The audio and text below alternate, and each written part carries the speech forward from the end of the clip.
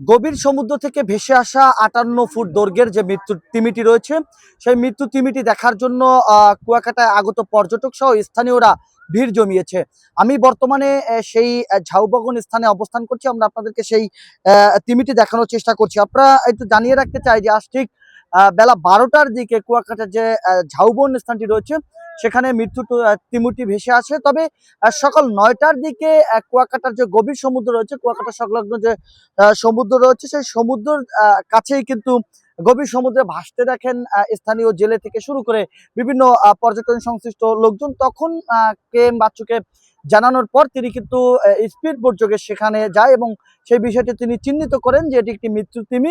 সেই মৃত্যু তিমিটি দেখার পর কিন্তু আনুমানিক ৯টার পর থেকেই কিন্তু আনুমানিক ১২টার দিকে সেটি ঝাউবাগান নামক স্থানে সেখানে গভীর সমুদ্র থেকে কিনারায় উঠে আসেন।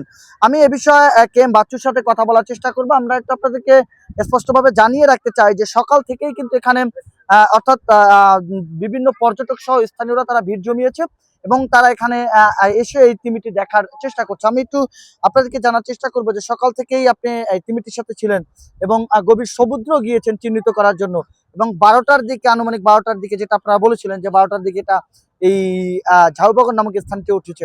এখন বর্তমানে এটার পরিস্থিতিকে আপনারা কি আপডেট করছেন বা কি পরিস্থিতি নিয়েছেন?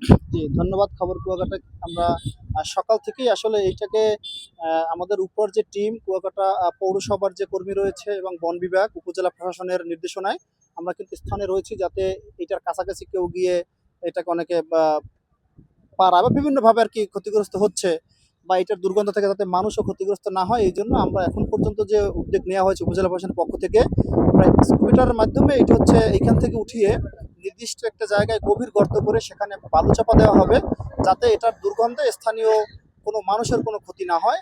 এই জন্য আমরা ট্রাক এবং স্কুটার এগুলার আসছে আর কি, আমরা ব্যবস্থা করতেছি এবং আমরা ঘটনাস্থলে রয়েছি এবং উপজেলা প্রশাসন তিনি নিজে উপস্থিত হয়েই এটি শেষ করবেন বলেও তিনি জানিয়েছেন। এবং এখানে উপজেলা মৎস্য কর্মকর্তা এবং এই কেন্দ্রিক আরও কয়েকজন লোক এখানে আসছে, তারা এটি স্যাম্পল সংগ্রহ করেছে ডিএনএ টেস্ট করার জন্য।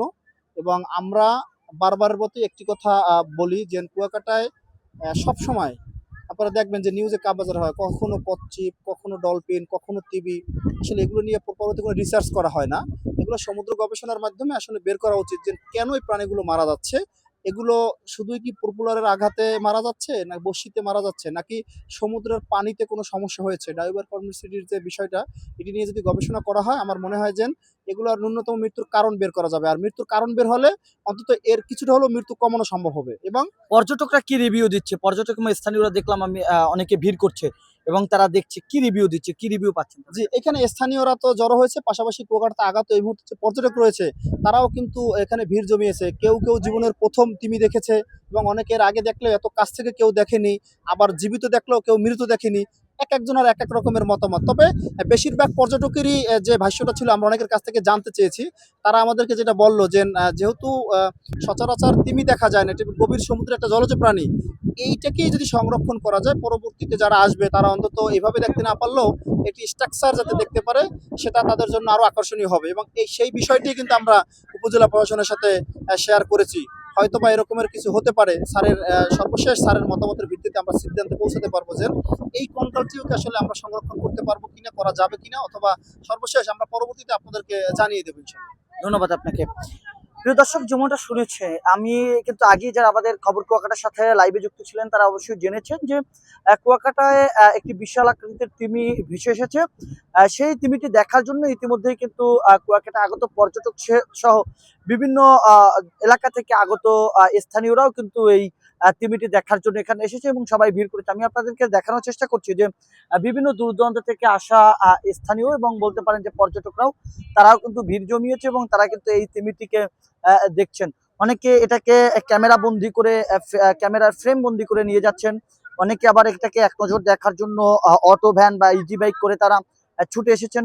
অর্থাৎ বলতে পারেন কুয়াকাটায় বিশাল আকৃতির এই যে 58 ফুট দৈর্ঘ্যের যে তিমিটি, সেই তিমিটি দেখার জন্য পর্যটক সহ স্থানীয়রা বিভিন্ন জায়গা থেকে এখানে ভিড় করেছেন। তবে কুয়াকাটায় ইতিমধ্যেই এই তিমিটি নিয়ে কিন্তু এটি চাঞ্চল্য সৃষ্টি হয়েছে সকলের মধ্যে। কিন্তু কুয়াকাটার সমুদ্র সৈকতের যে মূল পয়েন্টটি রয়েছে, সেই মূল পয়েন্ট থেকে 5 থেকে 6 কিলোমিটার দূরে এই তিমিটির উঠে। তবে সকালবেলা কিন্তু এই তিমিটির মূল কারণ হলো সকাল 9টার দিকে কুয়াকাটার যে মূল পয়েন্টটি ছিল, সেই মূল পয়েন্টে কিন্তু হঠাৎ করে দেখা মিলে। এরপর কিন্তু কেম বাচ্চু স্পিড বোট যোগে গিয়ে সেখানে কিন্তু দেখার চেষ্টা করেছে, যে আসলে জানার চেষ্টা করেছে যে এটি আসলে কি। এরপর দেখা যায় যে এটি একটি মৃত্যু তিমি।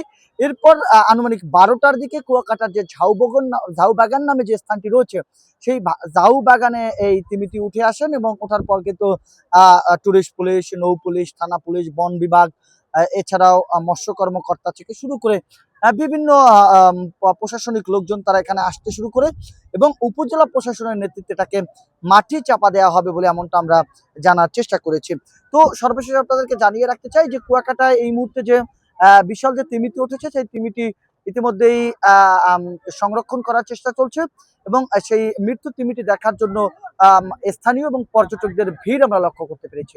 এই ছিল আমার কাছে কুয়াকাটার গভীর সমুদ্র থেকে ভেসে আসা তিমির সর্বশেষ আপডেট।